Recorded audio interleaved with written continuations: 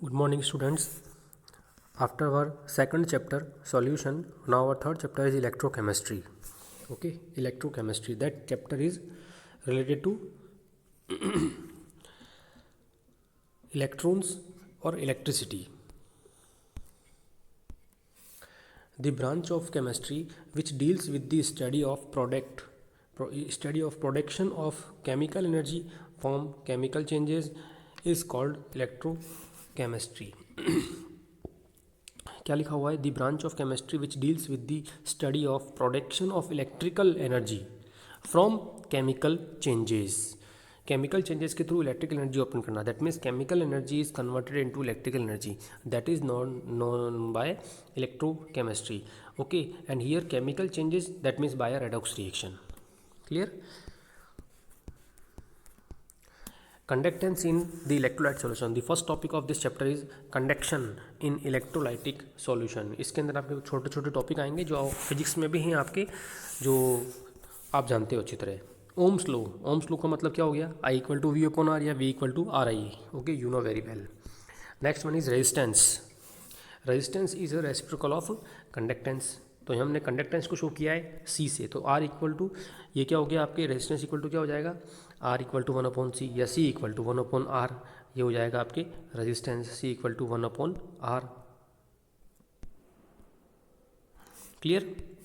Conductivity and specific conductivity. Conductivity and specific conductivity. When electric current is passed through metallic rod of same across section, then resistance R is directly proportional to length A and inversely proportional to the cross section of A. तो इससे क्या formula बन रहा है? देखो, R equal to क्या हो गया यहाँ पर? रो एल अपॉन ए. तो यहाँ पर रो का मतलब क्या हो गया? स्पेसिफिक कंडक्टेंस हो गया. तो R इक्वल टू हो जाएगा, रो इक्वल टू हो जाएगा आपके आर ए अपॉन एल. ये हो जाएगा आपके रो को हमने क्या नेम दिया? स्पेसिफिक कंडक्टेंस नेम दिया. और इसकी यूनिट क्या होगी? ओम मीटर इनवर्स इसकी यूनिट हो जाएगी. अब आता है आपके specific conductivity, and which one is shown by kappa. के को थोड़ा सा बड़ा बना के इस तरीके से बनाया जाता है कप्पा के. ठीक है. It is reciprocal of specific conductance. Specific conductance को मैंने रो से शो किया है, और ये 1/रो इक्वल टू क्या हो जाता है आपके? कप्पा. 1/रो equal to kappa. That means specific conductivity. Specific conductivity को हम क्या किससे शो करेंगे? कप्पा से शो करेंगे. एंड कप्पा इक्वल टू 1/रो. तो कप्पा इक्वल टू 1/r. रो अब हम इसमें रो की वैल्यू पुट करेंगे तो कप्पा इक्वल टू क्या हो गया? 1/r L, 1/r into L upon A.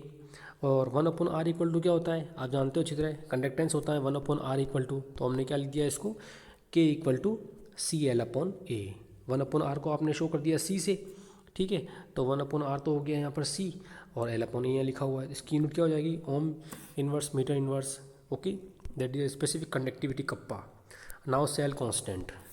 It is a value of cell in which the electrodes are present in parallel with a ratio of L upon A. किसी भी electrode के अंदर electrochemical cell जो होता है उसमें जो electrodes present हैं, वो जो इलेक्ट्रोड्स पैरेलल प्रेजेंट हैं उनका जो रेशो है वो L upon A के अकॉर्डिंग क्या होगा? That is known as cell constant G star. इसकी में G स्टार लिखते हैं. तो G स्टार इक्वल टू क्या हो गया? L upon A हो गया. ठीक है. कप्पा इक्वल टू क्या हो गया? Kappa equal to 1/r. G star हो गया, क्योंकि L upon A equal to हो गया जी स्टार. तो कप्पा इक्वल टू हो गया 1/r जी. और 1/r इक्वल टू क्या होता है? सी होता है. तो kappa equal to C G हो गया यहाँ पर. Kappa equal to C into G. Clear? That is the formula of again kappa equal to C into G. तो के यहाँ पर क्या है? Cell constant upon resistance. Kappa equal to cell constant upon resistance हो जाएगा ये. ठीक है. और अब आता है आपके molar conductivity. Molar conductivity lambda M से इसको हम शो करेंगे मोलर कंडक्टिविटी को.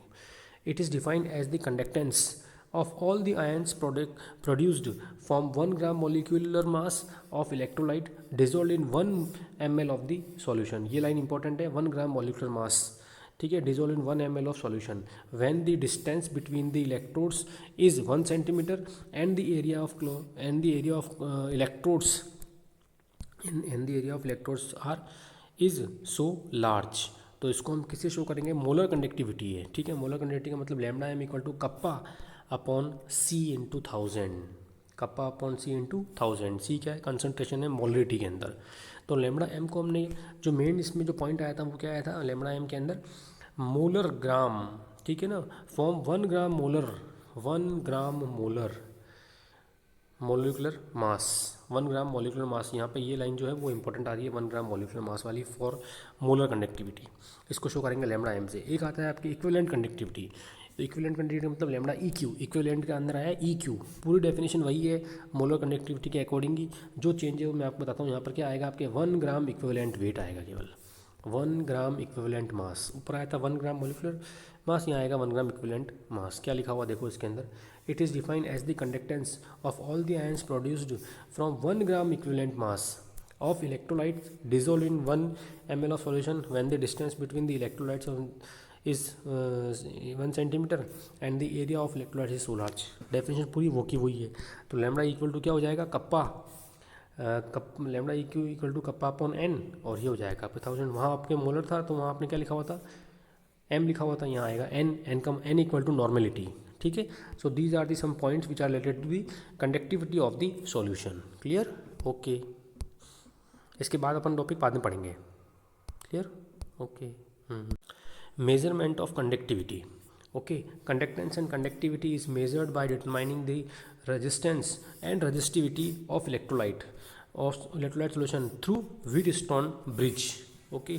जो आपके फिजिक्स में आता है व्हीटस्टोन ब्रिज, उससे कंडक्टिविटी को मेजर किया जाता है। Effect of dilution, effect of dilution conductance, conductivity and molar conductivity.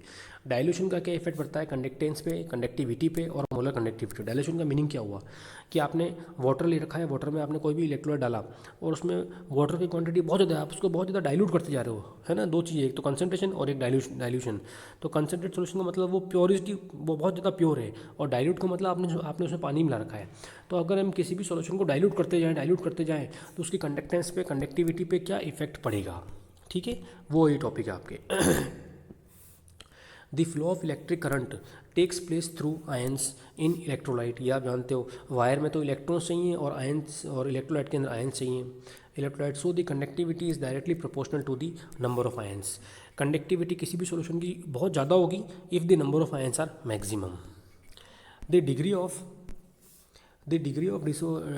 Dissociation increases with increase in dilution. Dilution हो जाएगा तो क्या होगा, कंपाउंड जो है या फिर जो भी इलेक्ट्रोलाइट है उसका क्या होगा, डिसोसिएशन बढ़ता जाएगा, वो पॉजिटिव और नेगेटिव आयन में बढ़ता जाएगा। तो conductivity is directly proportional to the dilution. जैसे जैसे डाइल्यूट करोगे आप सॉल्यूशन को, उसकी कंडक्टेंस क्या होती जाएगी, बढ़ती जाएगी। But specific conductivity is inversely proportional to the dilution. Specific conductivity is inversely proportional to the dilution. इन दोनों का आपको ध्यान रखना पड़ेगा। कंडक्टेंस मतलब सी तो इंक्रीज होगा, बट कप्पा की वैल्यू जो होगी वो डिक्रीज हो जाएगी डाइल्यूशन इंक्रीज करने पर, ठीक है।